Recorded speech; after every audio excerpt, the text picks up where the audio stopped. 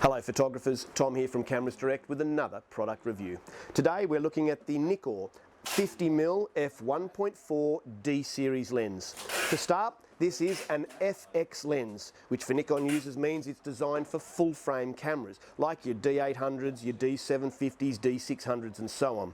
It though can be used on crop censored Nikon cameras like the 7000 series, but it is important to note that this is a D series lens, meaning there is no motor or autofocus motor in the lens, and it needs to go on a camera with an autofocus motor in the camera body, like your D7000 series and your full frame Nikon cameras.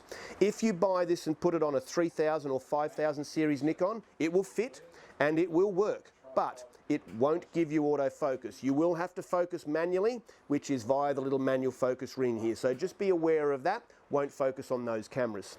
So 50mm 1.4, very sharp and very fast.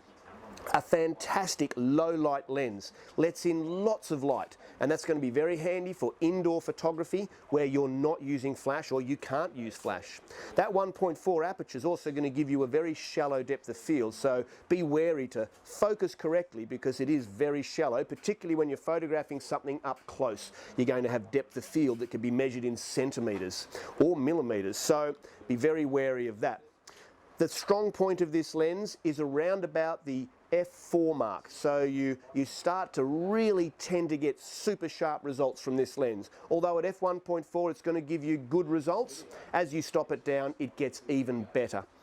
And as I say, 50mm range, great for low light photography inside, good for a bit of street photography on a full frame camera as well. If you were using it on a D70-100 or a D70-200, it is a 75mm 1.4, so it puts it at the bottom end of that sort of ideal portrait range. Certainly for waist high or full length portraits, it's very, very nice indeed. Or indeed for small groups of people, again, where you want to get super sharp results across the whole field, and you can blur the background very nicely with apertures of f2, f2.8, right down to f1.4 of course if you wanted to.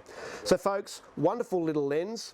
It's a little bit cheaper than the G series, which has the autofocus motor in the actual lens, but you know, if you have those older cameras and you want something that's going to give you spectacularly sharp results and fantastic in low light, then the 50mm AF 1.4 D series Nikon is the lens for you.